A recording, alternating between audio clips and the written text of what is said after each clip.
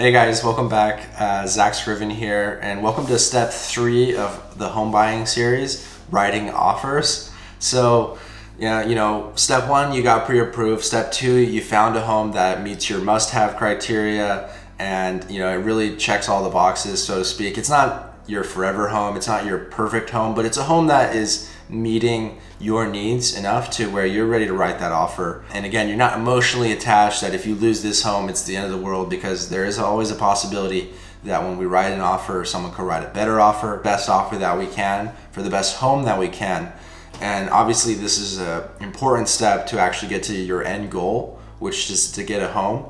And remember, that home is there to serve us. We're not serving the home. At one point or another, you're going to need to write an offer, and that's what this step is really about. So we're going to be talking about the purchase price, we're going to be talking about our contingencies, and we're going to be talking about concessions, so like closing costs and getting the seller to pay your closing costs, something that we can do, and then negotiations, counteroffer. The purchase price, believe it or not, is actually not like the singularly most important thing. It's important, it's maybe the top most important thing, but it's not like a plural, like it's not like the majority of the importance. What do I mean by that? Well, there's things like contingencies, there's things like method of financing, there's things like earnest money deposit.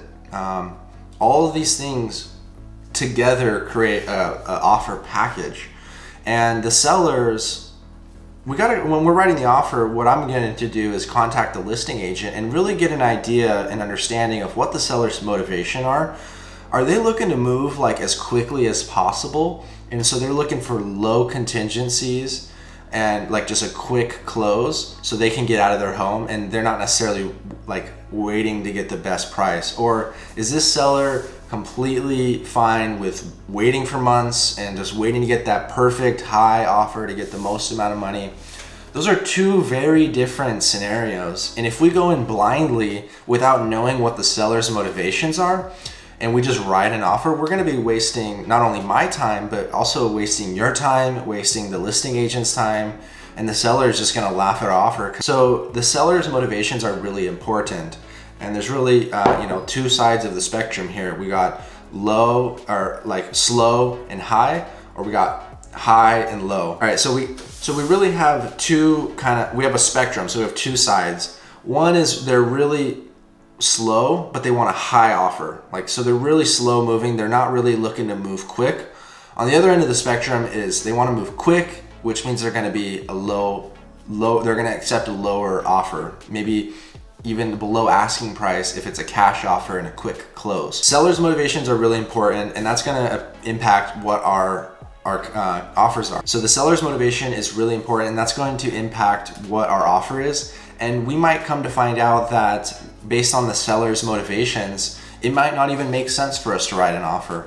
If the listing agent says, they're looking for an all cash offer and no contingencies because they know that there's issues with the home and it's basically going to be a fix and flip, then maybe that's not the home that you're looking for, right? Maybe you are doing an FHA loan, 5% down, and you need a good contingency to get to get that loan funded. That's my job, is to understand what the seller's contingents or a seller's motivations are, and then use that to write a compelling offer. So for example, let's say it's a brand new home and the seller is looking to move quickly, but you still have to get your financing, but it's a relatively new home. We might do something like drop the inspection contingency.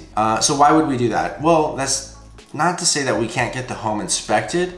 So we want to get our offer accepted. So we put in a offer at list price with our financing, let's say 5% down conventional, but we drop the inspection contingency. That doesn't mean that we can't get the home inspected. All that means is if we were to get the home inspected and something comes back negative, that means that if you were to back out of the contract, you would lose your earnest money deposit. Now, I know that seems crazy, but if you look at it, if you're competing against a competitive home and someone else comes in with a 21-day inspection contingency at full asking price and the same financing, and you come in same offer, same financing, but with no or no inspection contingency, or even like a 7-day inspection contingency, what that means is the seller's going to want to pick your offer more because it actually is quicker, right? It's less risk on their side. And I would only recommend doing that if you were fully aware of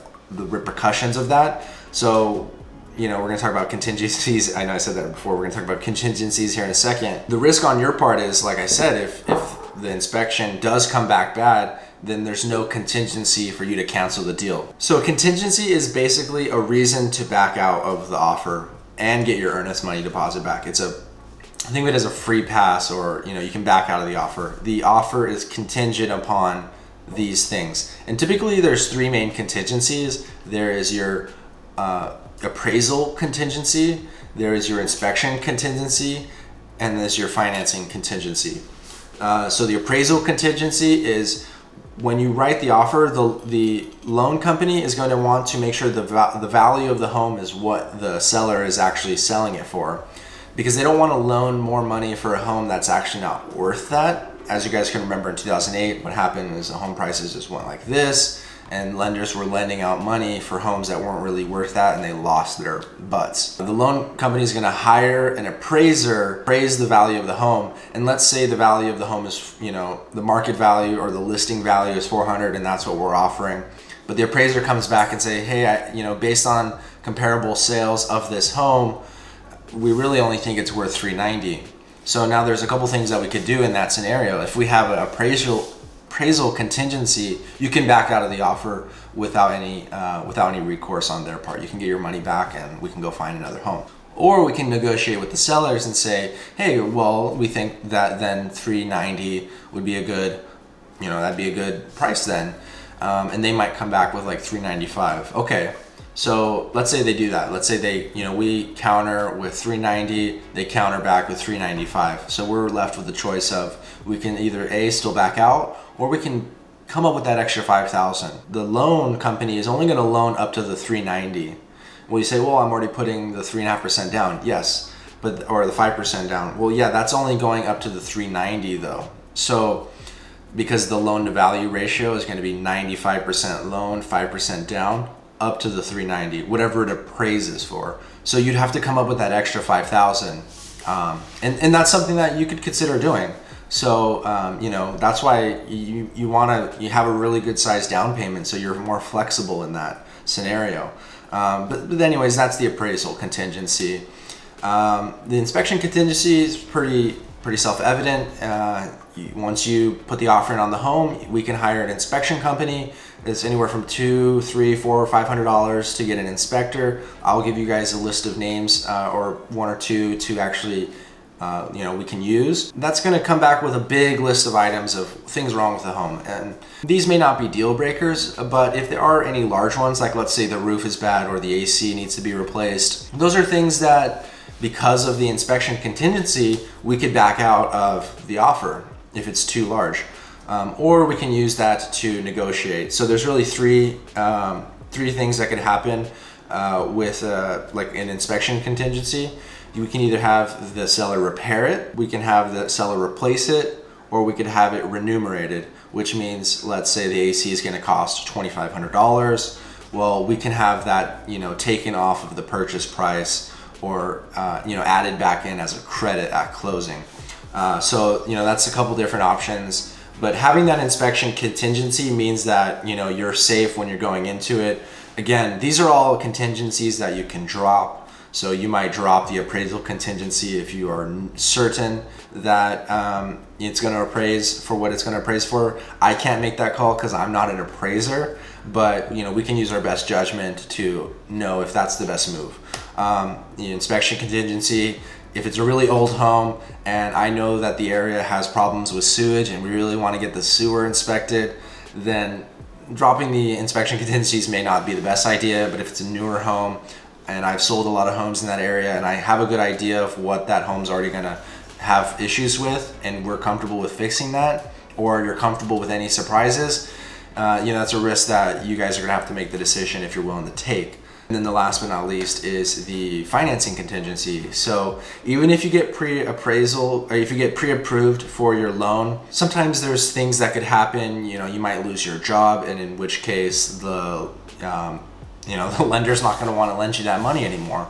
Or, this happens often is someone, they go out and because they bought a new house that has RV parking and they want to go buy an RV for some reason, that would affect their debt to income ratio, which may mean that they might not be able to qualify for that same amount of loan. And in which case, if you can't get the loan and you don't have the cash to buy the home, you can't buy the home. And if you don't have your funding contingency, then you're basically screwed. You're gonna lose your earnest money deposit. So that's the whole idea behind contingencies is, buying a home is not really like going to the store and buying a gallon of milk. It's really a complicated transaction. That's why I'm here to help educate you guys and walk you through the process step by step. This video went way longer than I expected it to. But anyways, thank you guys for sticking in there. If you guys have any questions, let me know down in the comments right below that like button. Click here to subscribe and click here to go on to step 4, which is once we've written that offer and it gets accepted, we agree to terms with the seller. We're gonna go into escrow. And so we're gonna talk about that in the next video. We'll see you there.